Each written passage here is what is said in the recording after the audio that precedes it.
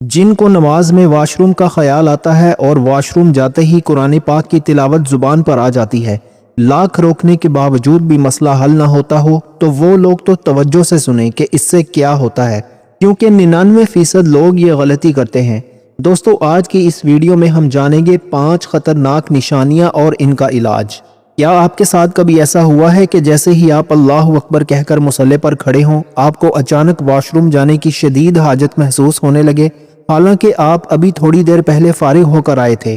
اور اس سے بھی زیادہ ہولناک اور عجیب و غریب مسئلہ، میرے ایک بھائی نے کامنٹ میں پوچھا کہ جب میں واش روم جاتا ہوں تو میری زبان پر خود بخود قرآن کی آیتیں اور کلمات جاری ہو جاتے ہیں، میں جتنا روکنے کی کوشش کرتا ہوں اندر سے آواز اتنی ہی تیز آتی ہے۔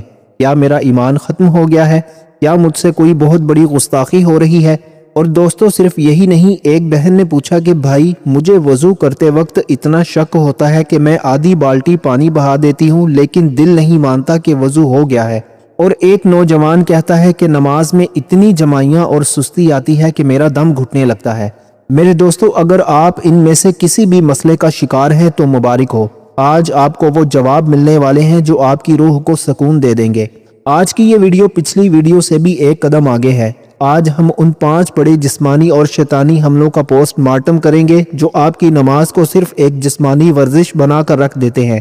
دوستو، آج ہم ان 5 سوالوں کے بارے میں جانیں گے۔ نمبر 1، واش روم میں تلاوت کیوں آتی ہے اور اس کا شرعی حل کیا ہے؟ نمبر 2، نماز میں واش روم کی طلب کا شیطانی کنیکشن کیا ہے؟ نمبر 3، وضو کا وہ خاص شیطان کون ہے جو آپ کا وقت اور پانی ضائع کرواتا ہے؟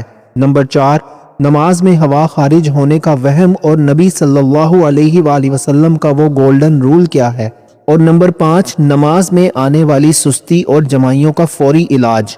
یقین مانے، اگر آج آپ نے یہ 5 پوائنٹس سمجھ لیے تو کل جب آپ مصلی پر کھڑے ہوں گے تو آپ کا جسم اور روح دونوں ایک ہی جگہ ہوں گے۔ لیکن ٹھہریے، پہلے پوائنٹ کی طرف بڑھنے سے پہلے میں آپ کو ایک ایسی حقیقت بتانا چاہتا ہوں جو 90% نمازیوں کو پتہ ہی نہیں ہے۔ کیا آپ جانتے ہیں کہ واش روم میں تلاوت کا آنا محض ایک خیال نہیں ہے؟ اس کے پیچھے شیطان کی ایک ایسی سائیکولوجیکل وار چھپی ہوئی ہے جس کا مقصد آپ کو اللہ کے سامنے کھڑے ہونے سے روکنا ہے۔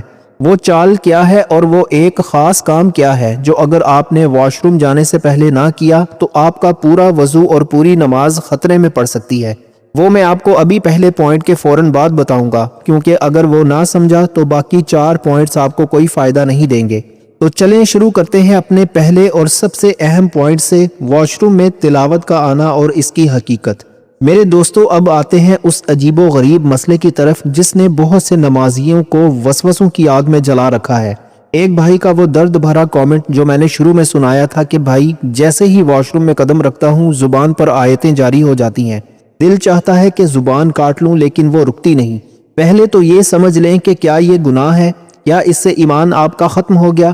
میرے بھائی خوش ہو جائیں، یہ گناہ نہیں بلکہ آپ کے مضبوط حافظے اور پکے ایمان کی ایک ایسی نشانی ہے۔ سائنس اور نفسیات اسے سب کانشیس پروگرامنگ یعنی لاشعور کی پروگرامنگ کہتی ہے۔ آپ سارا دن جو پڑھتے ہیں، جو سنتے ہیں، وہ آپ کے دماغ کے ایک خاص حصے میں آٹو موڈ پر ریکارڈ ہو جاتا ہے۔ جیسے ایک حافظ قرآن سوتے ہوئے میں بھی تلاوت کرتا ہے، بالکل ویسے ہی جب آپ کا جسم کسی ناپاک جگہ جاتا ہے تو آپ کی روح اپنی پاکیزگی بچانے کے لیے وہی الفاظ دہرانا شروع کر دیتی ہے جو اسے سب سے زیادہ عزیز ہیں۔ لیکن یہاں شیطان ایک بہت بڑی نفسیاتی چال چلتا ہے۔ وہ جانتا ہے کہ آپ کو تلاوت سے پیار ہے، اس لیے وہ واش روم میں ان الفاظ کو آپ کے ذہن میں پش کرتا ہے۔ کیوں؟ تاکہ جیسے ہی آپ باہر نکلیں وہ آپ کے کان میں کہے کہ دیکھ، تو نے ناپاک جگہ اللہ کا نام لیا، تو کتنا بڑا گناہ گار ہے، تیرا تو منہ ناپاک ہو گیا، اب تو اس منہ سے نماز کیسے پڑھے گا؟ اور بس یہیں سے وہ آپ کو مایوسی کی طرف لے جاتا ہے۔ وہ چاہتا ہے کہ آپ اس شرمندگی میں نماز ہی چھوڑ دیں۔ میرے بھائیوں، یاد رکھیں، شریعت کا قاعدہ ہے کہ مجبوری یا غیر اختیاری عمل پر پکڑ نہیں ہے۔ اگر آپ جان بوجھ کر نہیں کر رہے تو اللہ آپ کے دل کی تڑپ کو دیکھ رہا ہے، وہ آپ سے ناراض نہیں ہے۔ لیکن اگر آپ کو لگتا ہے کہ یہ صرف ایک خیال ہے تو آپ غلطی پر ہیں۔ یہاں ایک ایسی روحانی حقیقت ہے جو شاید آپ کو کسی نے نہ بتائی ہو۔ واش روم میں تلاوت کا آنا اس بات کا اشارہ بھی ہو سکتا ہے کہ آپ کے گرد موجود خبیث قوتیں آپ کے ایمان پر براہ راست حملہ کر رہی ہیں۔ وہ کیا خاص نشانی ہے جس سے پتہ چلے کہ یہ صرف لاشعور کا وہم ہے یا کوئی بیرونی وار؟ اور وہ ایک خفیہ عمل کیا ہے جو اگر آپ نے واش روم میں داخل ہوتے وقت نہ کیا تو یہ آوازیں آپ کا پیچھا مصلے تک نہیں چھوڑیں گی۔ یہ وہ راز ہے جو میں آپ کو ابھی دوسرے پوائنٹ کے شروعات میں بتاؤں گا، کیونکہ اس کا تعلق براہ راست آپ کی نماز کی قبولیت سے ہے۔ اب ہم بڑھتے ہیں اپنے اس دوسرے پوائنٹ کی طرف جو پہلے سے بھی زیادہ اہم ہے۔ نماز شروع ہوتے ہی واش روم کی حاجت کیوں ہوتی ہے؟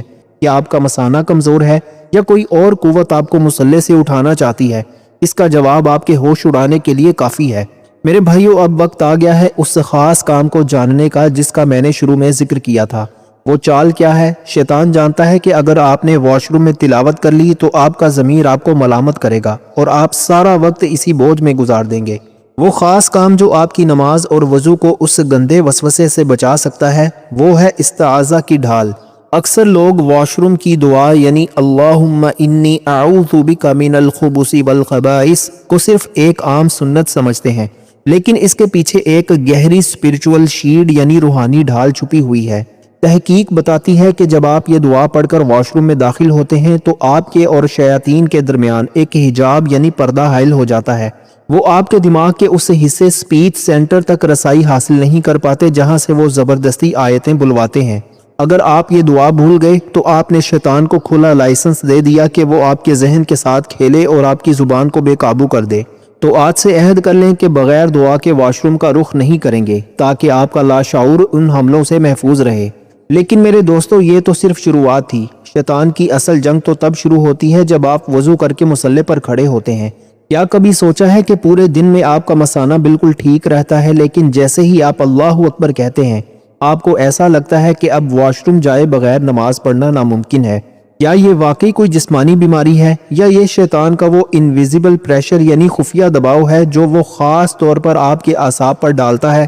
یہاں 99% لوگ ایک ایسی غلطی کرتے ہیں جس سے ان کی پوری نماز مکروہ ہو جاتی ہے۔ وہ غلطی کیا ہے وہ اب میں آپ کو دوسرے پوائنٹ میں بتانے لگا ہوں۔ میرے پیارے بھائیوں اور بہنوں، اب ہم اس دوسرے اور سب سے بڑے مسئلے کی طرف بڑھ رہے ہیں جو شاید 90% نمازیوں کے ساتھ پیش آتا ہے۔ آپ وضو کر کے آئے، بالکل تازہ دم تھے، لیکن جیسے ہی مصلے پر کھڑے ہو کر اللہ اکبر کہا، اچانک آپ کو ایسا محسوس ہوتا ہے کہ واش روم جانے کی شدید حاجت ہو گئی ہے۔ یہاں ایک بہت بڑا سوال پیدا ہوتا ہے، کیا یہ واقعی کوئی جسمانی بیماری ہے یا یہ شیطان کا وہ انویزیبل پریشر یا خفیہ دباؤ ہے جو وہ خاص طور پر آپ کے اعصاب پر ڈالتا ہے؟ سائنس اسے اینگزائٹی انڈیوسڈ بلیڈر کہتی ہے، یعنی جب انسان کسی بہت اہم شخصیت کے سامنے کھڑا ہوتا ہے یا بہت زیادہ فوکس کرنے کی کوشش کرتا ہے تو اس کا دماغ تناؤ یعنی سٹریس میں آ جاتا ہے، اور شیطان اسی تناؤ کا فائدہ اٹھاتا ہے۔ وہ آپ کے مثانے پر ایک نفسیاتی دباؤ ڈالتا ہے تاکہ آپ کا دھیان اللہ کی طرف سے ہٹ کر اپنی جسمانی تکلیف کی طرف چلا جائے۔ اب یہاں وہ خطرناک غلطی سن لیں جو ہم سب کرتے ہیں اور جس کا ذکر میں نے شروع میں کیا تھا۔ جب ہمیں یہ حاجت محسوس ہوتی ہے تو ہم اپنی پوری طاقت اس حاجت کو روکنے میں لگا دیتے ہیں۔ ہم سمجھتے ہیں کہ ہم صبر کر رہے ہیں اور نماز پوری کر کے اٹھیں گے، لیکن میرے بھائیوں، یہاں آپ ایک بہت بڑی شرعی غلطی کر رہے ہیں۔ نبی کریم صلی اللہ علیہ وآلہ وسلم کا واضح فرمان ہے کہ تم میں سے کوئی اس حال میں نماز نہ پڑھے کہ وہ دو گندی چیزوں یعنی پیشاب اور پخانہ کو روک رہا ہو۔ دوستو، جانتے ہیں کہ اس کی وجہ کیا ہے؟ جب آپ حاجت روک کر نماز پڑھتے ہیں تو آپ کا جسم تو مصلے پر ہوتا ہے لیکن آپ کا پورا دماغ واش روم میں ہوتا ہے۔ ایسی نماز میں نہ خشوع ہوتا ہے اور نہ خضوع، بلکہ فقہا کے مطابق ایسی حالت میں نماز پڑھنا مکروہ تحریمی ہے، یعنی ایسی نماز اللہ تعالیٰ کے ہاں ناپسندیدہ ہے جو بوجھ کے ساتھ پڑھی جائے۔ لیکن دوستو، یہاں شیطان ایک اور ٹرک کھیلتا ہے۔ وہ آپ کو ڈراتا ہے کہ اگر تو نے اب نماز توڑی اور واش روم گیا تو تیری جماعت چھوٹ جائے گی، تو گناہگار ہو جائے گا۔ وہ کیا ایک گولڈن فارمولا ہے جس سے آپ یہ پہچان سکتے ہیں کہ آپ کو واقعی واش روم جانا ہے یا یہ صرف شیطان کا ایک دھوکہ اور وہم ہے؟ اگر آپ نے اس فرق کو نہ سمجھا تو آپ سارا دن صرف وضو ہی کرتے رہ جائیں گے اور کبھی سکون سے نماز نہیں پڑھ پائیں گے۔ وہ پہچاننے کا طریقہ اور وہ خاص ٹپ کیا ہے وہ میں اب آپ کو تیسرے پوائنٹ کی شروعات میں بتاؤں گا، کیونکہ اس کا تعلق براہ راست آپ کے وضو کے شک اور اس ولہان نامی شیطان سے ہے جو آپ کے پانی اور وقت کا دشمن ہے۔ دوستو، یہ تیسرا پوائنٹ آپ کی زندگی بدل لے گا، کیونکہ ہم اس ولہان شیطان کا نقاب اتاریں گے جو وضو کے وقت آپ کے کان میں وسوسے ڈالتا ہے۔ کیا آپ کو بھی لگتا ہے کہ وضو کے بعد آپ کا بازو یا ایڑی خشک رہ گئی ہے؟ اس کا علاج اب ہم تیسرے پوائنٹ میں دیکھیں گے۔ میرے پیارے بھائیوں اور بہنوں، تیسرے پوائنٹ پر جانے سے پہلے میں آپ کو وہ پہچاننے کا طریقہ بتا دوں جو آپ کی زندگی آسان کر دے گا۔ اکثر لوگ پریشان ہوتے ہیں کہ بھائی ہمیں کیسے پتہ چلے گا کہ یہ واش روم جانے کی طلب واقعی سچی ہے یا شیطان ہمیں مصلے سے بھگانا چاہتا ہے؟ تو اس کا گولڈن فارمولا سن لیں۔ اگر آپ کو حاجت کا خیال مصلے پر کھڑے ہوتے ہی آئے اور جیسے ہی آپ نماز ختم کریں وہ خیال غائب ہو جائے تو سمجھ لیں یہ 100% شیطان کی چال ہے۔ لیکن اگر نماز کے بعد بھی وہ بوجھ برقرار رہے تو پھر وہ جسمانی ضرورت ہے۔ شیطان کا کام صرف آپ کا دھیان بٹانا ہے، وہ آپ کی ضرورت پوری نہیں کروانا چاہتا۔ اب آتے ہیں وضو کے اس سب سے بڑے دشمن کی طرف جس کا نام حدیث میں ولہان آیا ہے۔ یہ شیطان خاص طور پر وضو کے وقت آپ کے سر پر سوار ہوتا ہے، یا آپ کے ساتھ ایسا ہوتا ہے کہ آپ نے پورا وضو کر لیا لیکن جیسے ہی تولیے سے منہ پہنچا ولہان نامی شیطان نے کان میں وسوسہ ڈالا، اوئے تیری بائیں ایڑی تو خشک رہ گئی، یا تیری کوہنی کا جوڑ تو بھیگا ہی نہیں۔ اور دوستو پھر کیا ہوتا ہے، آپ دوبارہ نلکا کھولتے ہیں، لوٹا بھرتے ہیں اور اس ایک وہم کو دور کرنے کے لیے گیلن کے گیلن پانی ضائع کر دیتے ہیں۔ یاد رکھیں اسلام میں پانی کا ضیاع گناہ ہے اور ولہان آپ سے یہی گناہ کروانا چاہتا ہے۔ وہ آپ کے وضو کو ایک مینٹل ٹارچر یعنی ذہنی اذیت بنا دیتا ہے تاکہ آپ نماز سے گھبرانے لگیں۔ لیکن میرے بھائیوں یہاں ایک ایسی خطرناک بات ہے جو شاید آپ کے وہم و گمان میں بھی نہ ہو۔ کیا آپ جانتے ہیں کہ اگر آپ اس ولہان کے وسوسے پر عمل کرتے رہے تو ایک وقت ایسا آئے گا کہ آپ کو اپنی پاکیزگی پر یقین آنا ہی ختم ہو جائے گا۔ اس کا ایک نبوی علاج اور ایک ایسی خفیہ چابی ہے جو آپ صلی اللہ علیہ وآلہ وسلم نے خود بتائی ہے۔ اگر آپ نے وضو کے بعد وہ ایک چھوٹا سا کام کر لیا تو ولہان دوبارہ آپ کے قریب آنے کی ہمت نہیں کرے گا۔ وہ کام کیا ہے اور وہ کون سی ایسی نشانی ہے جس کے بعد آپ کو دوبارہ وضو کرنے کی بالکل ضرورت نہیں، وہ میں ابھی آپ کو چوتھے پوائنٹ کے آغاز میں بتاؤں گا، کیونکہ اس کا تعلق اس ہوا خارج ہونے والے وہم سے ہے جس نے کروڑوں نمازیوں کو پریشان کر رکھا ہے۔ دوستو چوتھا پوائنٹ ان لوگوں کے لیے ہے جنہیں مصلے پر شک ہوتا ہے کہ شاید ان کا وضو ٹوٹ گیا ہے۔ وہ گولڈن رول کیا ہے جو آپ کو بار بار وضو کرنے کی زحمت سے بچا لے گا؟ چلیے دیکھتے ہیں چوتھے پوائنٹ میں۔ میرے پیارے بھائیوں اب ہم اس چوتھے اور نہایت حساس مسئلے کی طرف آ گئے ہیں جس نے لاکھوں نمازیوں کو وسوسوں کا قیدی بنا رکھا ہے۔ کیا آپ کے ساتھ ایسا ہوتا ہے کہ مصلے پر کھڑے ہو کر آپ کو پیٹ میں کوئی حرکت محسوس ہوتی ہے، یا ایسا لگتا ہے کہ وضو ٹوٹ گیا ہے اور پھر آپ اسی کشمکش میں رہتے ہیں کہ نماز جاری رکھوں یا توڑ دوں؟ دوستو یہاں شیطان ایک سینسری ٹریپ یعنی حسی دھوکہ استعمال کرتا ہے۔ وہ آپ کے جسم کے پچھلے حصے میں صرف ایک حرکت پیدا کرتا ہے تاکہ آپ کو لگے کہ ہوا خارج ہو گئی۔